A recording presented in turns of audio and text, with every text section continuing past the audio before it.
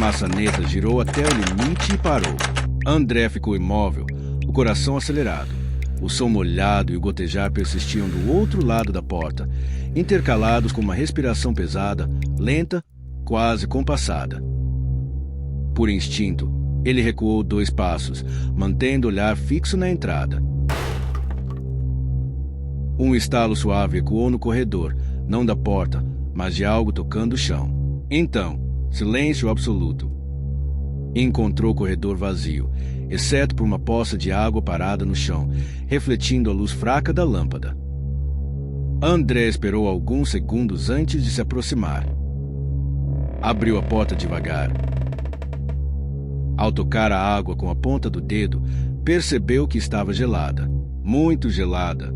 Fechou a porta e respirou fundo. Era hora de sair do quarto. Se ficasse, talvez acabasse preso naquele ambiente sufocante, com a sensação constante de que algo observava cada movimento.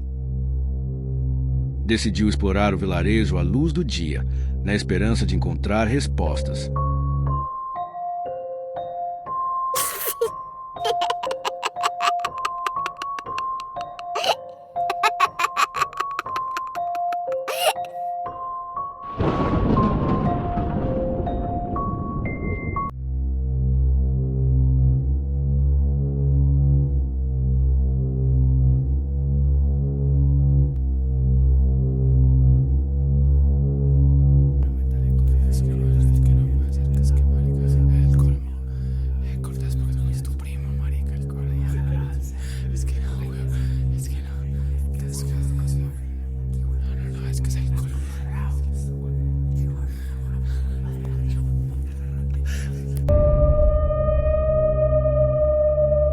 A manhã estava cinzenta, com nuvens densas encobrindo o sol.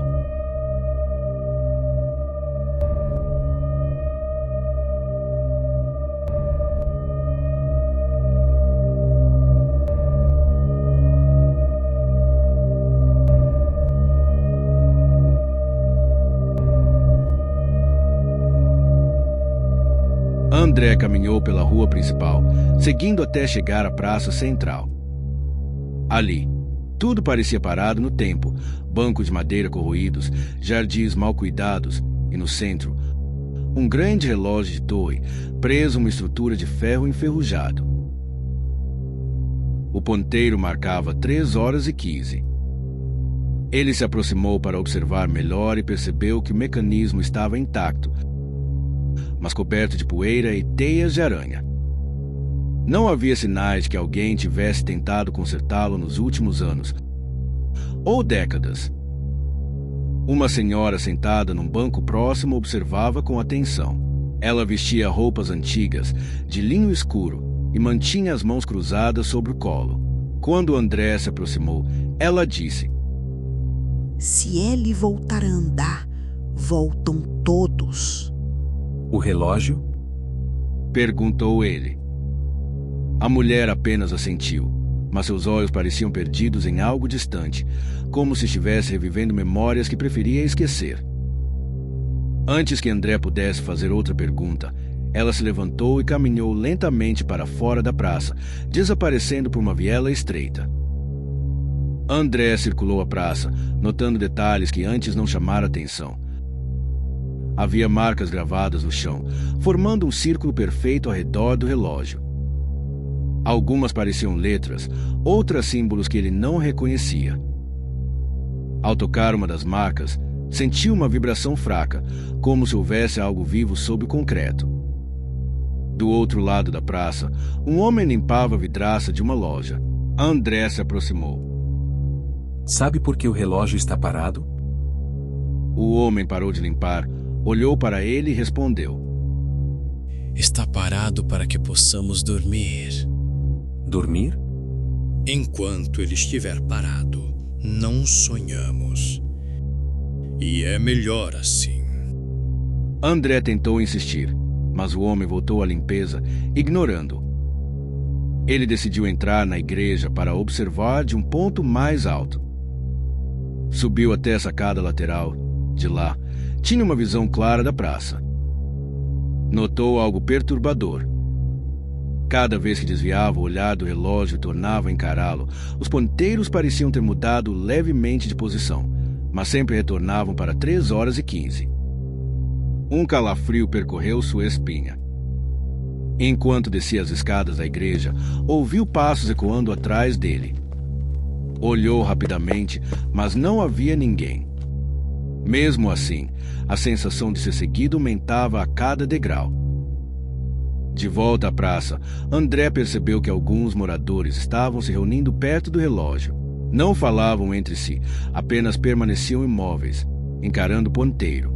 O número de pessoas aumentava lentamente e o clima parecia ficar mais pesado. Então, sem aviso, um dos homens deu um passo à frente e colocou a mão no mostrador. Está chegando, murmurou ele. O vidro do relógio apresentou uma fina rachadura e um som abafado, como um sussurro distante, ecoou no ar. André recuou, sentindo o coração acelerar. Ele sabia que algo estava prestes a acontecer e não era nada que pudesse ser explicado de forma racional. A rachadura cresceu e, por um instante, ele jurou ver movimento do outro lado do vidro. Não engrenagens, mas algo escuro, pulsante, como se o relógio fosse uma janela para um lugar vivo. O homem que tocava o relógio retirou a mão lentamente e olhou direto para André, como se o reconhecesse de algum lugar. Então, sorriu. Nesse instante, todos os sinos da igreja tocaram ao mesmo tempo, um som ensurdecedor que fez as pombas da praça levantarem voo. Quando André piscou, percebeu que estava sozinho. Não havia mais ninguém ali. Olhou para o relógio. Os ponteiros agora marcavam 3h16.